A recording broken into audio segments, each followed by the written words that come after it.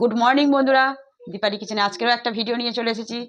আজকের যেহেতু মঙ্গলবার আমাদের নিরামিষ খাওয়া হয়, তা সকালবেলা একটা বললাম যে জলখাবার বানানো হোক। তাই ঘরেতে চিড়ে ছিল, চিড়েটাকে মোটা চিড়ে ছিল, তা আমি ঘরের চিড়েটাকে ভিজিয়ে দিয়েছিলাম। 5 মিনিট মতন ভিজিয়ে দিয়েছি। ভিডিওটা আপনাদেরকে আর দেখানো হয়নি। ভিজিয়ে দিয়ে আবার 5 মিনিট বাদে তুলে এটাকে একদম শুকনো জল ঝরিয়ে নিয়েছি, ঝরঝরে করে নিয়েছি।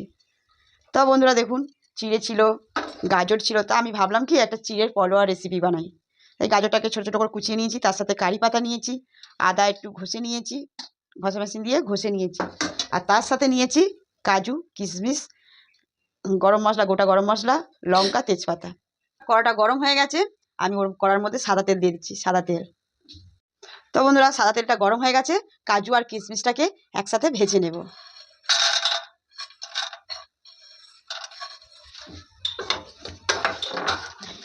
খুব লাল লাল করবো না, একটু হালকা করে ভেজে নেব। তো বন্ধুরা দেখুন, কাজু আর কিশমিশটাকে হালকা করে ভাজা হয়ে গেছে। এবার কাজু আর কিশমিশটাকে এই কড়া থেকে তুলে নেব। এই তেলের মধ্যে একটু জিরে ফোড়ন দিয়ে দেব, গোটা জিরে দিয়ে দিলাম, তেজপাতা, গোটা গরম মশলা আর শুকনো লঙ্কা রেখেছিলাম, ওটাও তেলের মধ্যে দিয়ে দেব। ছেলানো আদা ছিল, এটাকে আদাকে ঘষে রেখেছিলাম, এটা তেলের মধ্যে দিয়ে দেব। আর গাজরগুলো কুচিয়ে রেখেছিলাম, গাজরগুলোও তেলের মধ্যে দিয়ে দেব।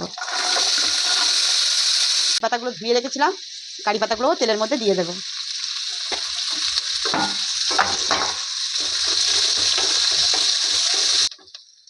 তো বন্ধুরা দেখুন, গাজর আর কারি পাতা সব একটু ভাজা ভাজা হয়ে গেছে। ওর মধ্যে একটু হালকা করে লবণ দিয়ে দেবো, লবণ,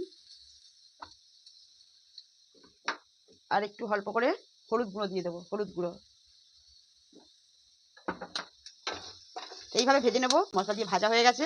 এর মধ্যে যে চিড়েটাকে রেখে দিয়েছিলাম, ধুয়ে একদম ঝরঝরে করে রেখে দিয়েছি, এটাকে এবার তেলের মধ্যে দিয়ে দেবো।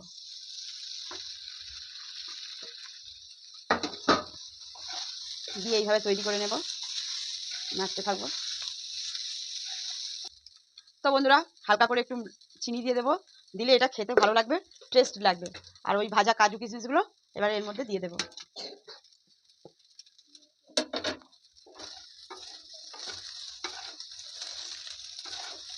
তো বন্ধুরা, আমার চিড়ের পোলাওটা রেডি হয়ে গেছে।